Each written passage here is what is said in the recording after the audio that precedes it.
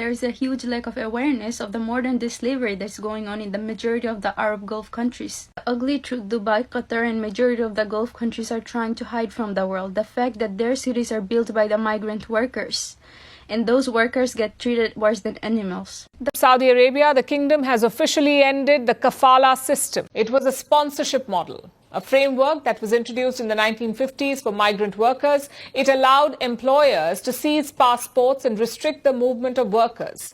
Critics called it modern-day slavery. Let's see how this is gonna go, because if you're looking for modern-day slavery, look no further than Saudi Arabia.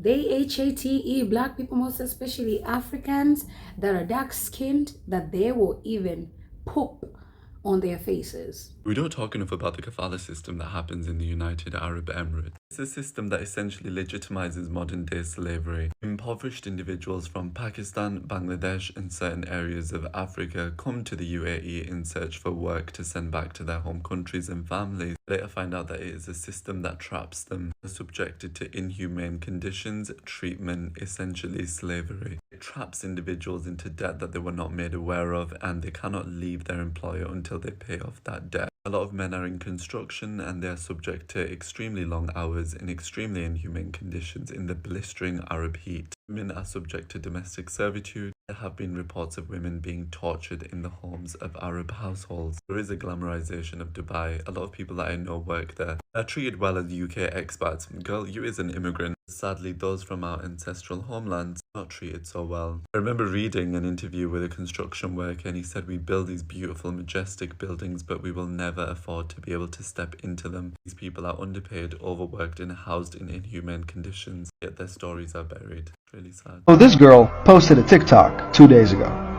And she's right, and there is a huge lack of awareness of the modern day slavery that's going on in the majority of the Arab Gulf countries. The ugly truth: Dubai, Qatar, and majority of the Gulf countries are trying to hide from the world the fact that their cities are built by the migrant workers, and those workers get treated worse than animals. The fact those workers get lured into these places in the name of work, but once they get there, their passports are taken away, their basic human rights are taken away. Your government shuts down the tourist attraction while the excessive heat of the desert, but they expect the workers to continue working. And if they refuse to work, it will lead to deportation or even worse is jail. Now, unsurprisingly, 2 migrant workers are committing suicide every single week. Behind the dazzling exteriors and skyscrapers lies the heartbreaking stories of migrant workers. And you guys never take accountability, nor do you guys even admit that these sort of things are happening. There is legit proof with evidence, so don't try to hide the facts. For 50 years, Saudi Arabia used the kafala system. It's how migrants entered the kingdom to live and work, most importantly. But now, as of just a few days ago, it's gone, scrapped, right? No more kafala system. And we're going to talk about it. So, you basically would apply to work in Al-Mamlakat, the kingdom of Saudi Arabia, and you would need a kafil, a sponsor. Think of this as a rich native Saudi citizen. Doesn't have to be rich, but usually is because they're employing you. A rich native Saudi citizen, you know, wearing a thobe, the shemar, the ghutra, the whole works, right? The whole shebang, as it were. And he's going to be your master. Sorry, your sponsor, right? The challenge was to regulate the power of these sponsors who are bringing migrants in and then keeping them under their wing in chains. I mean, in an agreement, a sponsorship, a sponsor and a sponsored person's agreement. For decades, migrant workers, not in all cases, but numerous enough, migrant workers for decades were abused in a variety of different ways and dealt with unjustly by their sponsor. Passports were taken from them. This is well documented and very numerous, hidden away somewhere, and the owner of the passport, the migrant worker, could not reach his own or her own passport if they needed it. If work conditions sucked, the sponsor could just ignore the complaints of their worker. If the sponsor got exploitative or even abusive, physically abusive even, tough Tootsie Rolls. Can't do anything, right? If you wanted to leave the kingdom to visit a family member, if a family member passed away in your country of origin, you needed to go to their janaza or funeral. The sponsor needed to give you permission. If you wanted to complain to the labor ministry in Saudi Arabia about unpaid wages, you know what would make those complaints run smoothly, the whole process run smoother and quicker? Support from your sponsor. The guy who's withholding your pay, you need his help to lodge the complaint effectively, right? So let's say you say, screw it, this job sucks, I don't like this sponsor, I want to switch to a more fair, reasonable employer / sponsor, right? Well, that would require you to switch your job, and as well as that, you need to switch your sponsor, right? You need to switch to a new employer sponsor. They're the same thing. Now, to do that, you guessed it, you need the permission of your current sponsor. Does that sound like slavery? If it does, it sounds like slavery to many other people. Now, Saudi Arabia, as so many of you keep telling me, in my DMs especially, is developing, right? Is advancing, is westernizing, but we don't talk about that last one. Because of Vision 2030, right? 2030. Yeah. The kingdom's goal is to become a non-oil dependent modern nation. And the current administration, the current leadership seems to, at least in terms of their actions, associate modernization with westernization, because the West is most modern, most advanced. They think, let me be like the West, I will be modern as well. Let me make this country like the United States, and it will all be rich and happy, right? To a large extent, it is working. It doesn't come without its sacrifices, but I won't get into that now. I talk about that analytically in some other videos. Maybe I'll deep dive later on. Generally though, Saudi Arabia's modernization efforts are working. Over half of Saudi Arabia's GDP now, the yearly economic output of the whole kingdom, over half, 53% roughly, is now non-oil, which is impressive. And you guys, you know, the Saudis, I mean, they have 5 more years until the end of Vision 30. So maybe they can improve even more. That's their goal, of course. You know, that's a true mashallah brother moment, right? Now, labor laws and modern employment rules were something that Saudi made the intention to update months ago, back in June. And now the kafala system has been formally abolished and labor laws are being changed. Employment contracts will take the place of the kafala system, where employers will have terms agreed with their employees before bringing them over or before hiring them, including when they can leave the kingdom, if they need permission from a person or from a selected group of people who can dispense that permission for family visits or bereavement, or whatever, bereavement meaning the death or illness of a family member or friend. How the employee can switch jobs, all of it will be covered in employment law and employment contracts, which will take the place of the kafala system. And ensuring that the employees are paid on time is also part of this, to try and make it not a chain, to try and make it I was going to say airtight, but then I showed a chain. I don't know what happened there. My brain just, anyway. All this, the removal of kafala, is another step in the modernization of Saudi Arabia.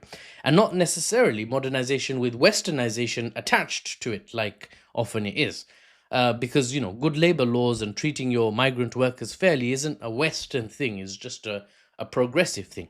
Now, the question is actual implementation. That will take time, no doubt. Kafils or sponsors may be quite comfy with the way things right now are, and it will take government effort and time to reform this giant segment of the Saudi state. The kingdom has a whopping 14 million migrant workers. Insane if you think about the fact that the whole country's population is about 35 million. You know, that's like, if my maths is not tragic, and it's not, because I'm decent at maths, that's about 40% of everyone in Saudi Arabia being a migrant worker.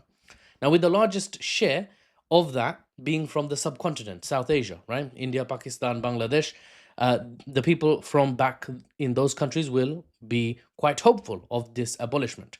They and their families who have money sent back to them will no doubt be hopeful that this will lead to better, fairer treatment for their family members working within the kingdom and sending money back. And the change by the Saudi state reflects well with pretty much all nations that Saudi interact with and care about, as better labor laws are an indication of a modernizing, maturing state, which in turn might invite better business investments, foreign direct investment into the Saudi kingdom, as countries think of Saudi Arabia as more advanced and mature and modern and developed, which is exactly what Saudi Arabia wants, of course. They don't want to be seen as backwards and out of date, etc., etc., economically speaking. Time will tell how things pan out. It remains to be seen how the state will actually enforce these new laws and dissuade or bar the misuse or the continued use of the old kafala system. And let me tell you, I will say it once and once again. We think about white rate to the racism, but people of color rate to the racism towards dark-skinned people is the worst. We got so many African people, girls most especially, get raped there, get there, and all that. But now people are speculating that because it has put in a request to host 2030 World Cup, now they gotta make everything right. Saudi is one of the countries in the Middle East that treat black people like shit. When I tell you their housemates be sleeping in toilets, I kid you not. If I start sharing the stories, I will not finish. I lived in the UAE, and I would say out of all of them countries in the Middle East, I think UAE is the most liberal. But the others, and still even in the UAE, certain stuff were and are still happening. But Saudi Arabia, y'all, since the beginning of time, they have been doing dirty towards black people. Now, let's talk about how Dubai pulls this off today. Meet the Kafala system, an immigration and labor framework used across the Gulf region. In theory, it's a sponsorship system. In practice, it's a trap. Here's how it works. A migrant worker from, say, Nepal sees a job ad. Work in Dubai, $600 a month, housing included. Okay. They sign up, sell family jewelry to pay a recruitment fee, and board the plane. That fee alone could be $1,000 to $5,000, a lifetime of savings in US dollars, right? So when they land in Dubai, their employer becomes their legal sponsor, their kafil. That sponsor holds the power to 1. Keep or cancel their visa, 2. Approve or deny job changes, 3. Withhold wages, and 4. Confiscate their passport, which is illegal, but still rampant. Now, imagine being trapped in a desert, sleeping 10 to a room, working 12-hour shifts in 110-degree heat. No union, no recourse, no escape. Speak out, you disappear. In 2014, Human Rights Watch exposed just how bad it was during the construction of the glittering Saadiyat Island projects. Workers were promised salaries that never came, had their passports seized, and were crammed into filthy camps with open sewage. In 2022, Amnesty International found that despite reforms, these abuses still existed. One report said workers had to pay bribes just to get the wages that they were already owed. Look, they'll build a climate-controlled indoor city but can't provide air conditioning for the men who built it. And yet, influencers are still out here filming thirst traps next to fountains built on actual sweat and suffering. Here's the thing. You don't need chains when you've got debt bondage, visa blackmail, and global indifference. Dubai did not invent this. It just refined it. And now they're saying, we would like to get your forgiveness. And we are going to do something new. Haha, women have rights now. Okay, we won't be able to unalive the maids. We won't be making them sleep in the toilets. Okay, we will actually give them food. What Saudi Arabia is saying now is, you know what? Actually, like when we get those African maids, we will not unalive them to take their organs. That's what they're trying to say. Yeah. Tell me some weird stories you've heard about Saudi Arabia or any other Middle Eastern country.